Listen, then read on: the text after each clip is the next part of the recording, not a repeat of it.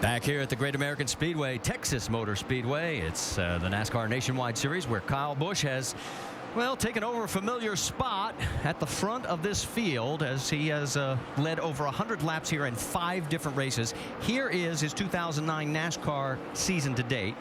He won the truck race last night, trying to go for the double today and maybe even a triple tomorrow. He has now passed, guys, over 4,200 laps led this season. Wow, in look all at that. 2,452 laps in this series alone. His margin right now over second place Matt Kenseth is 1.4 seconds. There you see Matt. And let's check in and find out what's going on with Matt's car. Looks like he's got 200 pounds more downforce. He's got so much more grip. I just run out of grip in 5 laps. My balance is advantage is out of grip.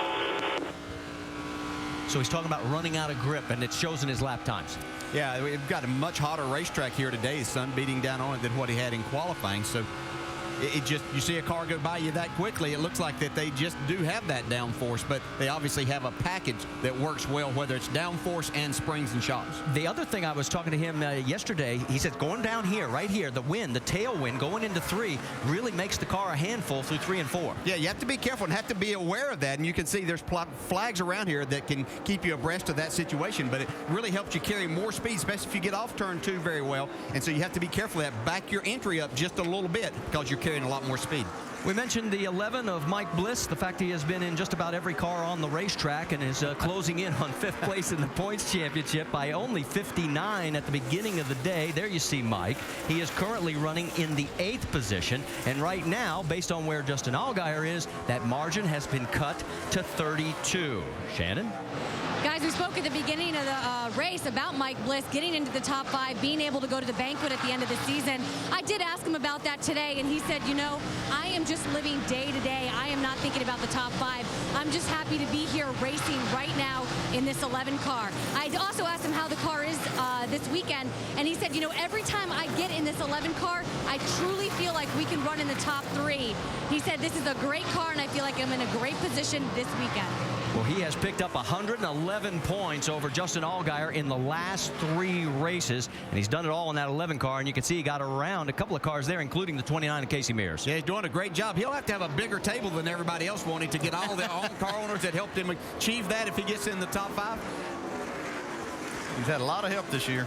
Want to talk about the Rookie of the Year points? Well, there you see the 62 of Brendan Gaughan. Started 16th. He has currently moved up to 12th, and he is now ahead of Justin Allgaier, who is in 16th position. Remember, there's a 10-point gap there, so Allgaier's got all kinds of issues. He's got a battle for 5th with Bliss, and the rookie points with Brendan.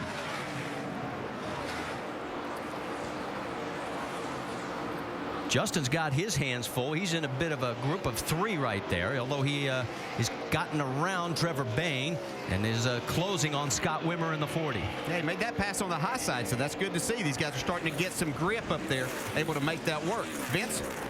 Well, and Justin Allgaier, he had a good run here in the spring, was 10th in April, but I talked to Chad Walter, the crew chief, just before the race today, and he said the one thing we haven't been able to get a handle on is the balance. We're good on one end, not so good at the other. We'll make an adjustment to make the car better on entry, makes it worse on exit. So definitely a work in progress, and they believe they were going to have to work through a couple of these pit stops and a couple of these segments, guys, before they got the car just right, and I think we're seeing that here in the early going.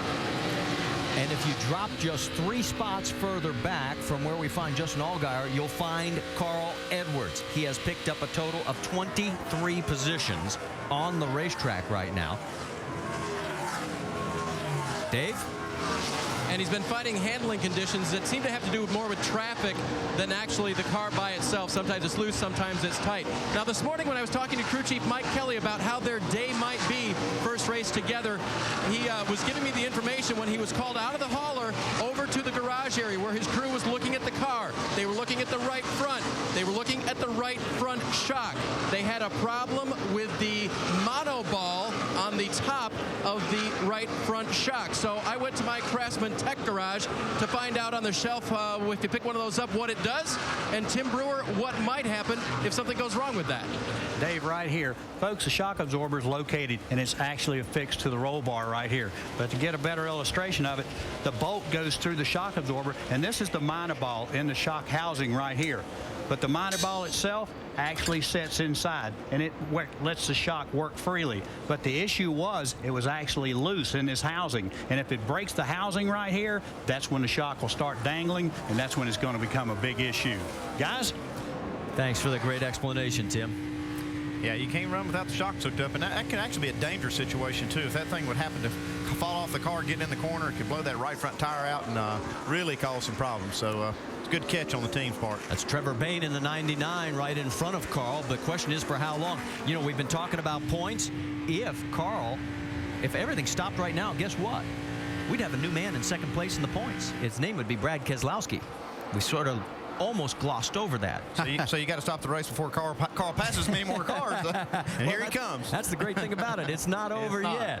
But that shows you how close and how quick things could swing. Yeah, you can see Carl trying to make that high side work too. This racetrack very aero sensitive with these race cars, carrying a lot of speed. You need all the downforce on the front ends you can. So Carl's trying that high side to see if he can get around Trevor Bayne. Well, you mentioned it right from the get-go. Guys want that second lane to come in. Brian Vickers and Joey Logano. Logano told us before the race, in fact, I saw him before qualifying yesterday. He said, man, we just do not have the setup. They went over to Jason Radcliffe. They tried some of the things on their car, and he is starting to move forward. He's up to 10th and has got some pretty decent lap times right now. He's only running about 1/10 to 2/10 off of the race pace. But he's still got a bit of work to go to catch up to that man right there. But he's done it before. Maybe we'll see it happen again. But Kyle Busch in control here at Texas.